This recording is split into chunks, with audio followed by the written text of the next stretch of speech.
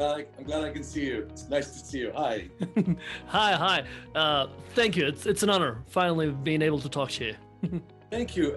Are you in Costa Rica? Yes, sir. Right here in Costa Rica. I've heard wonderful things about that place. I've never been. Oh, no, you have to get yourself down here. I know. I hope. Okay, wish to have you here. You seem to move effortlessly through whatever size or kind of stage you'll have to perform on, from theater to Broadway, big budget film, medium budget films, television. One would think that any actor should be able to do this, but that is not the case. What's your secret? Well, thank you, first of all.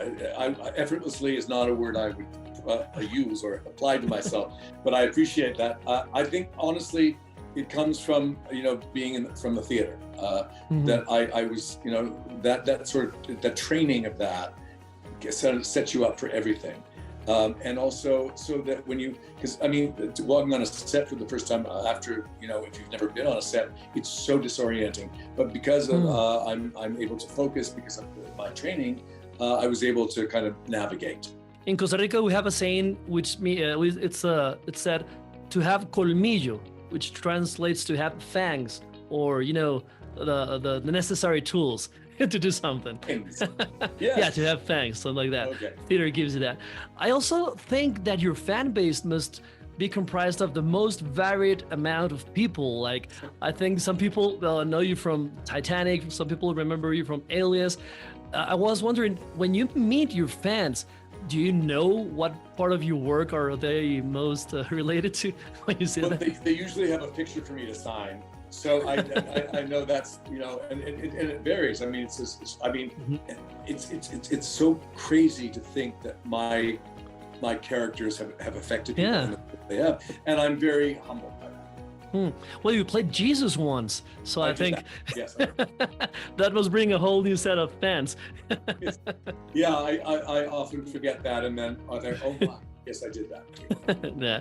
Talking about family law, for us international viewers, we are accustomed to seeing this type of shows being set on LA, New York, Chicago, and this has got the Vancouver zest, the Canadian flavor.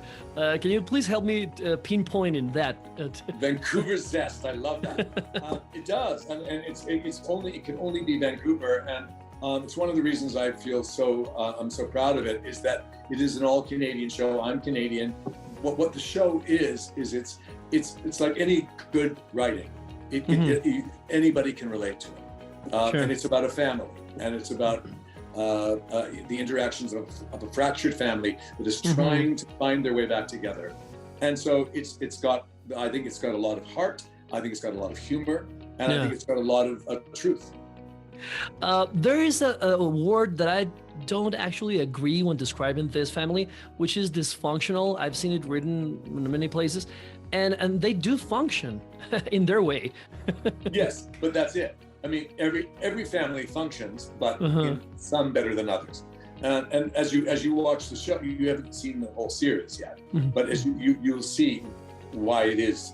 There's a lot of dysfunction, but it's but the good news is they're trying to make it work, and that's why people should watch it. Yes, and we are along for the ride. I hope so. Well, Mr. Garber, it's been an absolute pleasure. We expect you here anytime you want. Please come visit us here. Oh, I honestly would love to come. I would love to come. Thank you. Nice to meet you, Walter. Thank you. Thank you very much for your time.